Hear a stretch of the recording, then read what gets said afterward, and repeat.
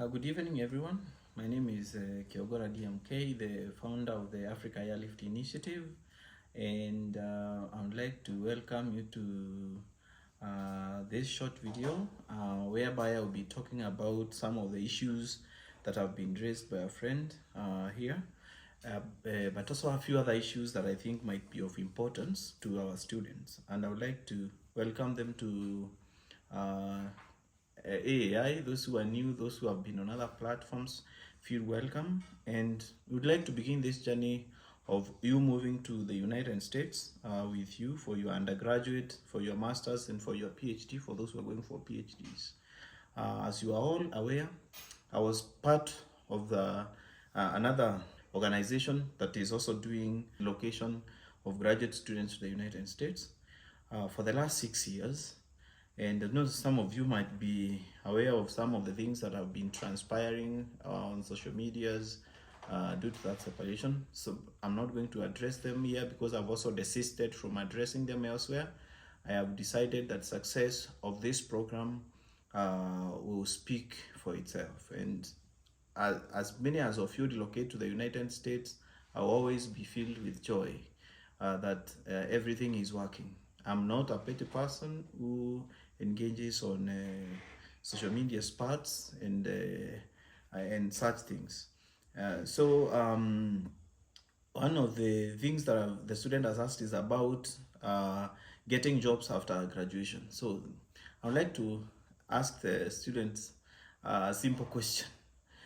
Nani ametafutiwa kazi kwa wenye wamegraduate? But are students getting jobs? Yes, students are getting jobs on their own. The jobs are so many. And students are applying for these jobs and they are getting them. The jobs are there, employers are there, students are getting jobs. That's why I wanted a program whereby students can get to choose whichever program they want. You don't have to force people through a certain career path. There is someone here who did Bachelor of Science in Mathematics. They have done masters in mathematics. They want to do PhD in mathematics. I should not convince you otherwise. You should go along that career line, do your PhD or do your masters in that line. You become a professor in future. There are some of you who did sociology or social work. They want to do a masters in social work. Social work graduates are in huge demand in the United States. You don't need anyone to take you or to tell you you will be employed. These people come looking for you in campus because of the immigration problem the United States has, and also the huge number of migrants that are coming in from countries where the United States has been having fights like Afghanistan and Iraq.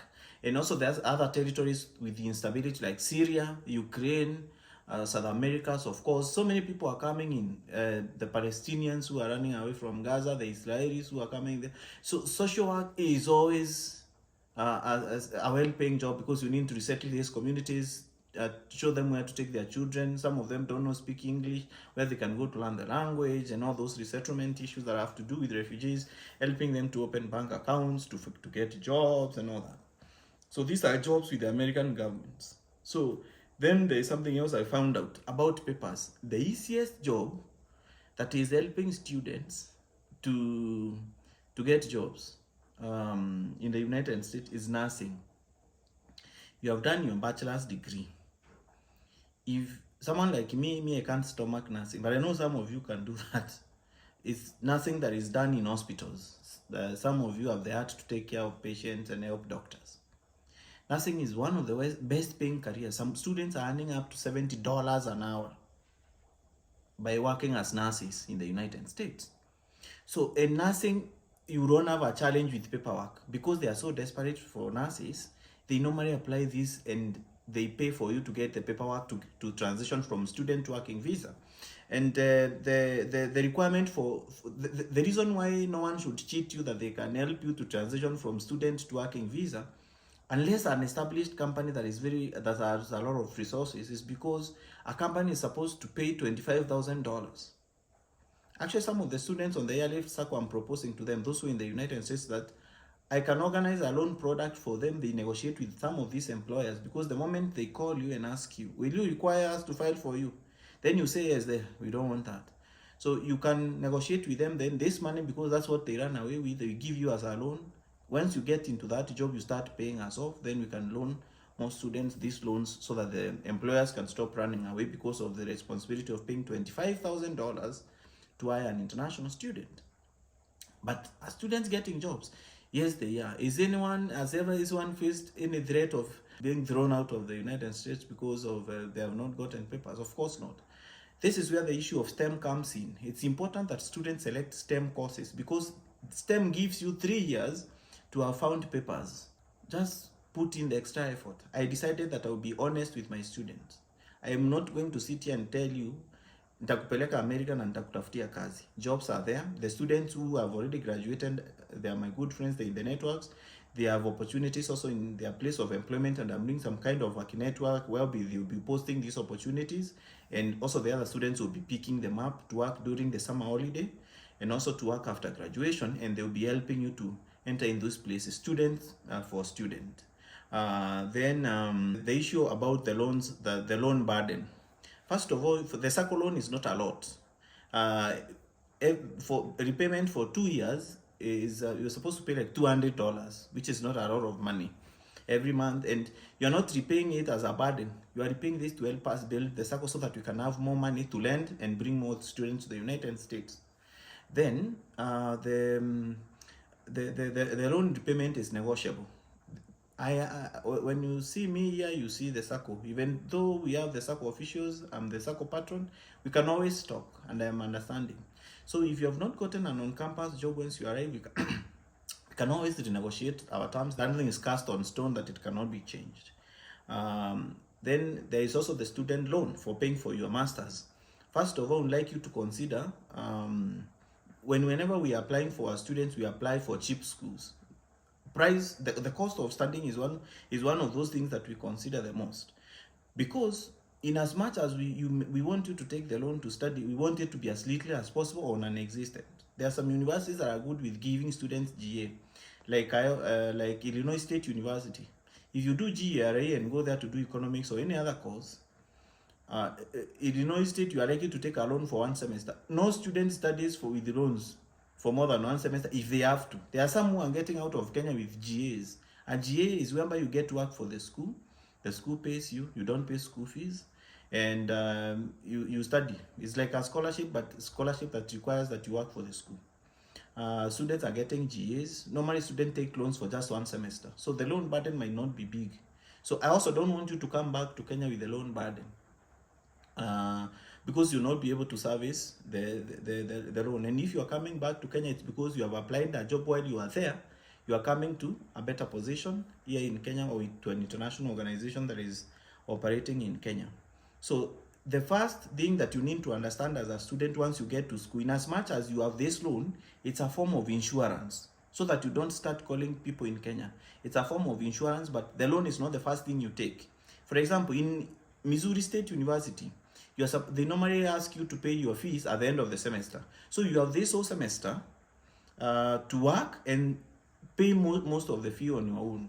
Sometimes it may be difficult because of the living expenses and all that, but the loan, the amount of fee also is not high. You can take a loan for that 1 semester, then you look for a GA, you make your networks with the professors and everything within that semester. If you have gotten a GA before the requirement that you pay fees at the end of the semester, if you are not paying the fees, then you no longer be required to pay fees.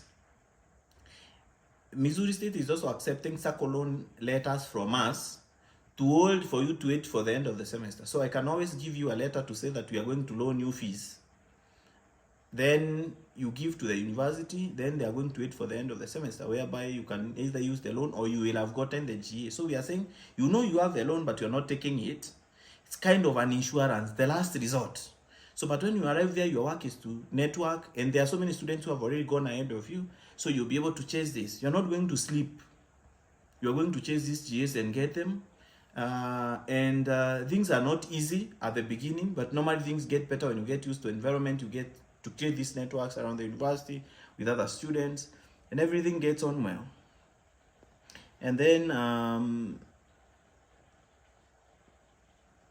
so one of the things that I'm doing, I'm putting together a network of students who are already there. So far I have 30 in that network that I have, so that within this network, we can always know where the opportunities are and where everything is.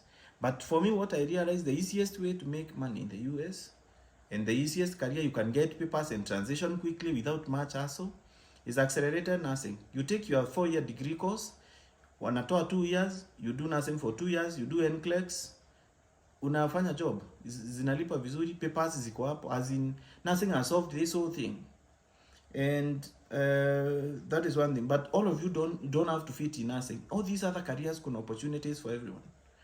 Of course, there is the shortcuts that I'm telling you, but then of course, everyone's career matters and there are always jobs in those fields, so many of them.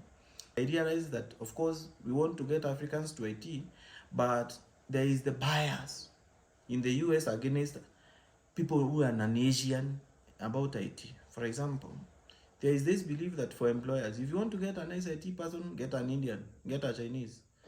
So sometimes it becomes difficult for you to compete with them, regardless of the fact that you might be better than them.